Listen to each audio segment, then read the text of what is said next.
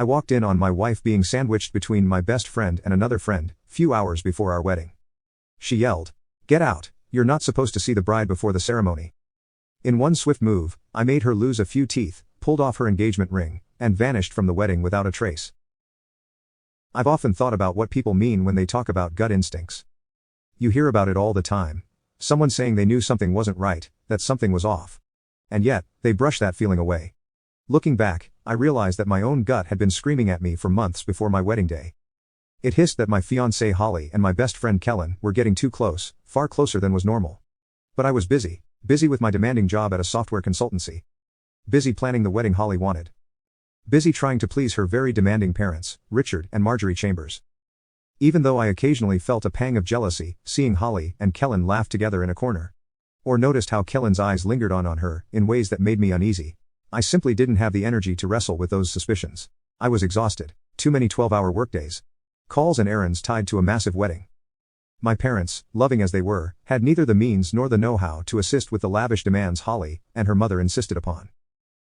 That left me juggling about 100 responsibilities with no room to breathe. But the red flags were there. For instance, Holly and Kellen texted far more often than a best friend and fiancé should. I'd catch them smiling at messages, or referencing jokes they refused to share with me. If I asked, "Hey, what's so funny?" they'd respond with dismissive shrugs or good-natured but evasive remarks. "Just a silly meme, inside joke, nothing you'd be interested in." And so on. I'd known Kellen since freshman year of college.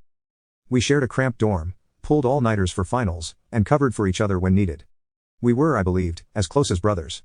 And maybe that's why I managed to stifle my own concerns. I just couldn't imagine him betraying my trust so brazenly. He's my best man, I told myself. He's got my back. Right? As for Holly, she came from a much wealthier background. The Chambers family prided themselves on their local prominence. Richard Chambers being heavily involved in local politics, and Marjorie Chambers, acting as the imperious socialite, who graced every fundraiser and charity ball, with condescending smiles. When I proposed to Holly, they grudgingly accepted me. While not explicitly rude, they always made sure to remind me that I was marrying up, that the Chambers name had standards to maintain. Their arrogance showed in the wedding planning as well. "We'll split the cost 50-50, her parents had said. But they pushed for a lavish venue, extravagant centerpieces, a string quartet, and a guest list that ballooned to almost 300. My folks, retired schoolteacher dad, and a near-retiring nurse mom, had to dig into their savings to meet their half. No matter how many times I tried to set boundaries, it always ended with Holly's mother saying things like, "We can't cut corners. We're the Chambers. Think of what people will say. You want your bride to look cheap on her big day." That language grated on me. But Holly sided with her parents more often than not. She'd wave me off. Let them have their fun. "We'll only do this once, right?" Famous last words. A week before the wedding, Kellen, grinning confidently, offered to handle hotel reservations for out-of-town guests. "You've got enough on your plate. Let me take care of it," he said, flashing phone screenshots. It felt like college days, trusting him with something important. Relieved, I thanked him. The night before the wedding, our families gathered for the rehearsal dinner at the last venue. Holly, in an almost bridal white dress, flitted between her father's relatives, who barely acknowledged me. My parents lingered awkwardly, uncomfortable with the wealth on display. Kellen gave me occasional thumbs-ups from across the room. After the run-through, we moved to the lounge for an after-party. Spirits were high, until I noticed Holly was missing. Calls went straight to voicemail. A bridesmaid casually said she'd stepped out for air, feeling overwhelmed. I shrugged. It was the night before the wedding. Maybe she just needed space. Time trickled by. Then Kellen disappeared too. At first, I wasn't overly suspicious. Possibly he went to pick up more champagne or something. But a nagging voice in my head whispered, "Look for him. Look for her." A half hour turned into an hour. Curiosity burned. I grabbed my phone, scrolled through social media, and checked if Holly or Kellen had posted anything. Sure enough, I stumbled onto Holly's Instagram. She had accidentally uploaded a short story and deleted it within seconds, but the damage was done. In that fleeting clip, I recognized a hotel hallway. The golden pattern of the carpet. A partially visible door number. It was definitely not the corridor at our wedding venue. Different place. Different hotel. My heart clutched in my chest. The gut instinct I'd suppressed for months roared to life. Go see for yourself. I needed to see for myself. I remember driving through the busy streets near the hotel district, my mind racing with possible explanations. Could she have gone to a friend's room? Could Kellen be helping her pick something up? My heart hammered. What if they really are together? That's insane. That can't be real. But the part of me now fully awake refused to shut up. I knew Kellen had made some recent hotel bookings for guests, but I didn't have the details. So I parked, walked into the lobby of one of the more upscale boutique hotels, and tried to see if the front desk recognized me, from earlier visits, or from Keelan's group reservations. My plan was half-formed. But as luck would have it, I saw Kellen's car parked near the entrance. If that wasn't a sign, I didn't know what was. I reached the 8th floor. My eyes combed every door number, searching for the one I'd glimpsed in the Instagram video, room 846. 847. My pulse raced, each step echoing in the silent corridor. The night air outside the windows was pitch black. The overhead lighting felt too bright, like it was exposing me before I could confront them. But I didn't want a confrontation. Not yet. Something in me insisted on gathering proof, so I could never question my sanity afterward. So I snuck forward, pressing my ear to the door of room 847. Initially, I heard nothing. Heart pounding, I quietly tested the handle, and to my shock, the door wasn't deadbolted from the inside. Someone had carelessly left it locked only by the electronic mechanism. Kellen, ironically, had slipped me a master key card earlier in the month, citing wedding emergencies. Just in case something goes wrong with guest rooms, he'd said. I fished it out of my pocket. Slid it into the slot. Now you can watch the second part by pressing share and more. I fished it out of my pocket, slid it into the slot, and after a moment, the tiny LED turned green. The handle unlocked with a soft click. They gave me the weapon for their own undoing, I thought. My stomach lurched. I slipped inside soundlessly. The lights in the room glowed dim. Soft shadows flickered on the walls. I heard a quiet, intimate murmur, and my blood started boiling. There, on the king-sized bed, Holly was entangled with Keelan, bare-skinned, her hair in disarray. She was lying sideways across the plush bedding, and Keelan was leaning over her. They were in the midst of a hushed conversation, something I didn't quite catch, but her giggle was enough. That was all I needed to see. My fury surged so violently that I instinctively curled my hands into fists. I wanted to hurl curses, to rip Keelan off the bed and beat him senseless for daring to do this. But some calm corner of my mind said, stop. Show them no reaction, take the proof. I recalled how the wedding was happening in less than 12 hours. I wanted them to stand at that altar with me, believing I was none the wiser, so I could publicly unravel their perfect facade. Let them think they got away with it. With shaking hands, I raised my phone, switched it to video mode, and zoomed in. My thumb hovered above the record button. Yes, I told myself, you want them to see exactly what you caught, later. I recorded a few seconds of them in bed, capturing the details, Holly's face, Keelan's posture, and the date and timestamp in the corner. They had no clue I was there. Keelan whispered something about, we'll never get caught, followed by Holly's low laugh. The camera caught it. Perfect. My entire body was trembling with rage. I forced myself to remain silent so they wouldn't notice. No confrontation, this is not the time. I repeated that mantra over and over, like an anchor for my sanity. Once I had enough footage, I carefully stepped back, filming as I retreated, making sure the phone's microphone picked up every humiliating detail. I closed the door just as quietly as I'd opened it, then I fled, nearly running down the hallway to the elevator. It felt like I had a bomb strapped to my chest, one that would detonate the next day. Outside, the night air smacked me like a shock of cold water. My heart hammered like I'd sprinted a marathon. Waves of fury coursed through me, threatening to bubble up into a scream or meltdown. I felt the phone in my sweaty hand, digital proof that the people I trusted had stabbed me in the back. I took a few minutes to calm down, forced my breathing into a steadier rhythm, climbed into my car, and drove aimlessly until I found a 24-hour diner. There, in a shabby booth, I reviewed the footage in private. It left no doubt. That was when the seeds of a savage plan took root. If they wanted to humiliate me, they'd done a fine job. But I wouldn't be the only one humiliated tomorrow. I didn't sleep that night. By 5:00 a.m., I had downed 3 cups of coffee, scribbled notes for my wedding presentation, and mentally rehearsed how to manipulate the schedule. So I'd have control of the microphone and projector. Our venue provided top-of-the-line AV equipment, so we could show a slideshow of our childhoods and relationship milestones. I'd meticulously curated photos, Holly's baby pictures, my own slightly embarrassing teenage shots, snapshots of us together at the beach. All of that could be replaced in an instant. I knew the system well enough to switch the feed to whatever I wanted, a thumb drive, a phone, any external source. Part of me hesitated, haunted by the knowledge that I'd effectively be showing a snippet of a private, very intimate act. But then I remembered how they had done it behind my back the night before the wedding. The cruelty of that betrayal justified, at least in my mind, the severity of my payback. Actions have consequences. At 6:30 a.m., I headed home to my apartment, which Holly and I had shared for almost a year. Unsurprisingly, she wasn't back yet. If she thought I was oblivious, maybe she'd snuck in sometime around dawn, slipped into the guest room, and planned to pretend she was just out for a girls' night. But when I opened the door, everything was still as we'd left it. The living room light was off, the bedroom neat. I walked into the bedroom that once felt warm and inviting. Now it felt like foreign territory. I saw her phone charger on the bedside table. The ring box I'd given her still displayed on the dresser. The heartbreak flared again, but so did the anger. She'd thrown away everything we'd built, for a quick fling with my best friend. I set my phone to vibrate, and tried to rest for an hour or two, though my mind wouldn't quiet. Around 9 a.m., Holly finally showed. I heard the soft beep of the door unlocking. I pretended to be asleep, waiting to see if she'd tiptoe in. Sure enough, her footsteps were light, as if she didn't want me to wake up and ask where she'd been. She didn't even peek into the master bedroom. I heard her slip into the guest room, probably to do damage control on her appearance. Half an hour later, I emerged, feigning a yawn like everything was normal. She was sitting at the kitchen island, hair brushed, wearing a casual t-shirt and sweatpants. She gave me a tired smile. "Morning, babe," she said. "I crashed with a friend last night. Too much wine at the rehearsal dinner, you know how it is." I smiled back, mind racing with thoughts of last night's video. "Must have been some party," I responded calmly. "Just glad you're okay." I gave her a quick peck on the cheek, resisting every urge to say something scathing.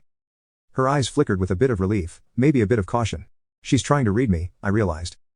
She must have worried that I suspected something. But my expression revealed nothing except mild acceptance. "I want you to think you got away with it." I had to keep up the charade for just a few more hours. The wedding was set for noon at the elite Wentworth country estate, chosen for its prestige. My parents arrived at 10 a.m., excited, but unaware of the storm brewing beneath the surface. I greeted them with hollow hugs.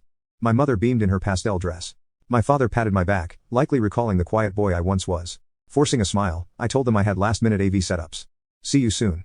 Holly and her bridesmaids fussed over hair. "Now you can watch the second part by pressing share and more." I told them I had last-minute AV setups. "See you soon." Holly and her bridesmaids fussed over hair and makeup in their suite. Kellen was likely in the groomsmen's room, but I had no intention of finding him. Let him think I was still in the dark. I slipped into the AV booth overlooking the ballroom. Tony, the technician, was testing the microphone and projector. "This is the groom, Daniel," he told a colleague. "Hoon's got some extra stuff he wants to show, right?" "Yeah," I confirmed with an easy grin. I pulled out a flash drive from my jacket pocket. "I've got a surprise video. Instead of the usual couples slideshow, I'm going to do something more, dramatic." Tony chuckled. "Hey, it's your big day, man. Just make sure you tell me the cue so I can swap out the files." I tapped the flash drive. "I'll give you a signal. Maybe I'll just say roll it. Trust me, you won't miss it." A sliver of guilt gnawed at me, but I quashed it. They brought this on themselves. The ceremony was slated to start promptly at noon, in the grand ballroom, an opulent space with high ceilings, crystal chandeliers, and meticulously laid out chairs for guests.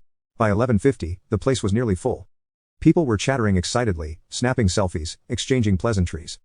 The bride's side was large, dominated by the chamber's social circle, local dignitaries, business associates, and extended family. My own smaller circle of close friends, colleagues, and relatives was there too, though overshadowed by the chamber's crowd. The plan was for me, the groom, to wait at the altar with the officiant while the wedding party entered. But at 11:55, I was missing. The officiant, an old friend of Richard Chambers, looked around, confused. Holly's father started checking his watch, scowling. My mother shifted in her seat anxiously. Marjorie Chambers, in a prim lilac suit, frowned as she whispered to some guests. "Where on earth is Daniel? Is he always this unreliable?" She loved any chance to undermine me. Holly, hidden away in the back, would have been panicking at this point, but I wasn't there to see it. I watched from the second-floor balcony behind curtains, scanning the crowd, measuring the energy. When the clock read 12:01, the moment the doors were supposed to open for the bridal processional, there was confusion, and a low murmur of concern. Perfect time to drop the bomb. I slipped back into the AV booth, where Tony hovered nervously over the soundboard. He saw me and said, "Hey man, we're like 2 minutes behind. Are you good?" "Absolutely," I replied with a tight smile, stepping to the microphone connected to the overhead speakers. My heart banged so fiercely I thought my ribs would crack, but rage and adrenaline fueled me. "Let's do this." I pressed the mic switch. Throughout the grand ballroom, my voice echoed. "Good afternoon, everyone." A wave of hush swept over the seated crowd. They turned, expecting me to appear at the altar. Instead, they saw no one. Confusion flared. Holly's father stood up, looking around. Her mother put a hand to her chest. "Hello, the officiant is here. The ceremony starts." Actually, there won't be a ceremony. Gasps fluttered through the hall, wave after wave. People craned their necks, trying to pinpoint my location. Some even stood up to see if I was by the sound system. Holly must have been losing her mind in the bridal suite. Tony gave me a wide-eyed glance. I nodded for him to play the video. He fumbled, inserted my flash drive, and waited for me to say the cue. "Before we get too upset," I said, my voice bouncing off the walls, "I have something to show all of you. A brief video. Tony, if you would, roll it." On the massive projector screen, which had been displaying a looping slideshow of me and Holly in happier moments, the image cut out. The screen went black. Then a grainy but unmistakable video started to play. The footage I'd captured less than 12 hours earlier. Holly and Kellen tangled in the bedsheets. Voices audible. The date and time stamp shining in the lower right corner. I'd edited it just enough to highlight the moment Kellen's face turned to the camera, though he never actually saw me. I'd zoomed in so one could read the clock behind them, clearly labeling it as the night before this wedding. Shock cries erupted. A hush of disbelief followed. Then a roar of outraged whispers. Some guests froze, hands pressed to their mouths. One older aunt literally shrieked, "Oh dear Lord."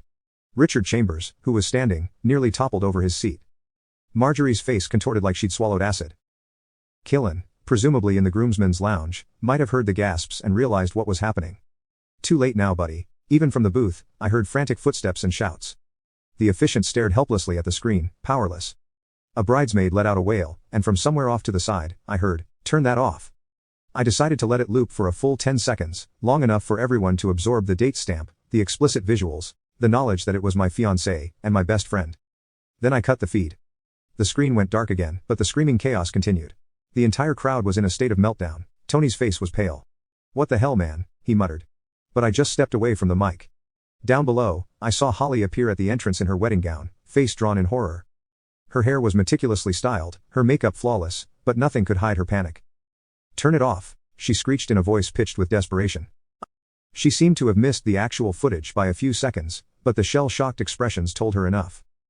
Marjorie rushed toward the projector, jabbing her finger at the staff. "Who let this happen?" she spat. Tony, cowering in the booth, had no time to respond. Richard Chambers stormed into the center aisle, roaring like an enraged bull. "Daniel, where is Daniel?" He pivoted in circles, face mottled red. The guests parted around him, uncertain whether to stay or flee. My mother was in tears.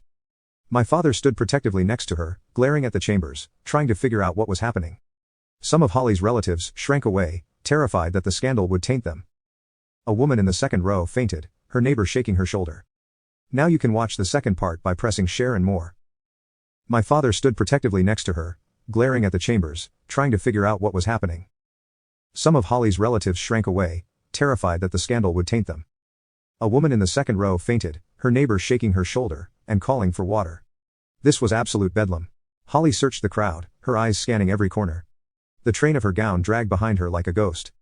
Finally, she caught sight of me on the second-floor balcony. I stepped forward, looking down over the railing.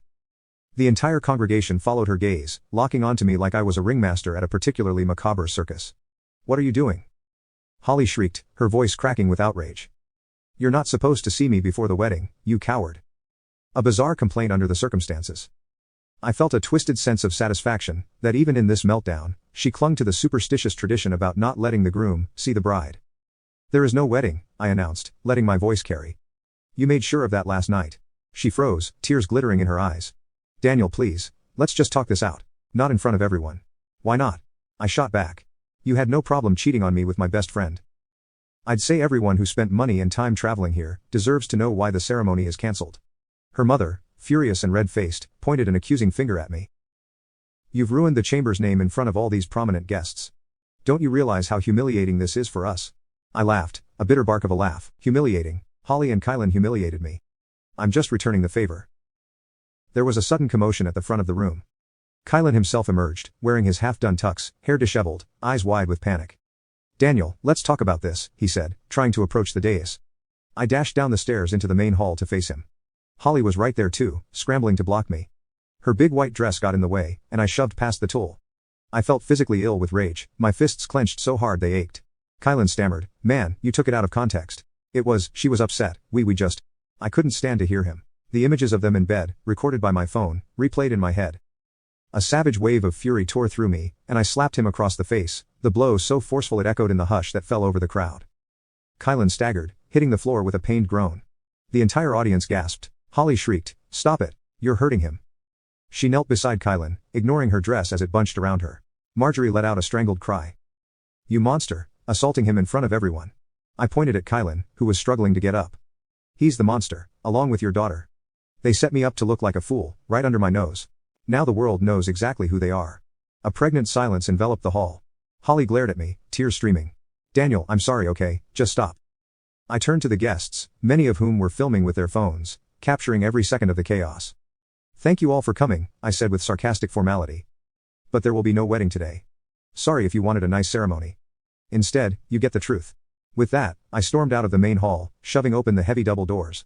My parents followed, stunned but resolute. Holly wailed my name, but I refused to look back. I drove back to our apartment, adrenaline still pumping. My mother accompanied me, horrified by the fiasco, tears in her eyes. "Daniel, are you sure all of that was real?" she asked in a quiet voice once we arrived. I nodded, showing her the original, unedited clip, time-stamped for the night before. Her face fell in utter shock. "Oh dear God," she murmured, hugging me. "I'm so sorry." My father stood behind her, uncertain what to say. "You did what you had to do, son," he said, patting my shoulder. But I could see the heartbreak in his eyes. "We lost a lot of money on this wedding, but we'd rather that than see you living a lie." I thanked them both, telling them to go home and rest. They left after many reassurances of their unconditional love. Despite everything, a part of me felt guilty for how dramatically the wedding blew up. My parents had to witness that humiliating spectacle after sacrificing so much. But I hadn't known how else to handle it. Quietly canceling the wedding wouldn't have given me closure. I needed the truth out in the open. Once alone, I set about moving Holly's stuff out of the apartment that same night. I hauled boxes from the closet, collecting all her clothes, her extensive shoe collection, her makeup sets, and even the random decor items she'd insisted on. I packed them meticulously, labeling the boxes with black marker. Then I rented a small U-Haul trailer online, loaded it up near midnight, and drove it to her parents' estate. It was a sprawling mansion in a gated community, a monument to the chamber's inflated sense of worth. The security guard at the entrance recognized me from previous visits, and, upon seeing the U-Haul, asked wearily, "Everything okay, Mr. Harper?" "Just dropping off H's belongings," I said evenly. He opened the gate. I parked outside the front door, under the grand portico, where stone pillars and a wide mahogany door seemed to tower above me in judgment. My anger still simmered, but mostly I felt an odd calm. The adrenaline had died down, and the finality of my actions was sinking in. I stacked the boxes neatly on the doorstep, and hammered the brass knocker once. Now you can watch the second part by pressing share and more. I stacked the boxes neatly on the doorstep, hammered the brass knocker once, and walked back to the truck. As I left, I saw a light turn on inside, probably Richard or Marjorie coming to see who dared disturb them at 1 a.m. Let them discover their precious daughter's belongings. She could take up residence in her old bedroom for all I cared. I was awakened the next morning, by the sound of furious knocking on my apartment door. For a groggy second, I thought I dreamt it. Then came the familiar voice of Richard Chambers. "Open up, we know you're in there." I pulled on a t-shirt and swung the door open to find Holly, Richard, and Marjorie in the hallway, all wearing expressions of thunderous rage. Holly's eyes were puffy and red, her hair unkempt. Richard looked imposing in a tailored suit, fists clenched.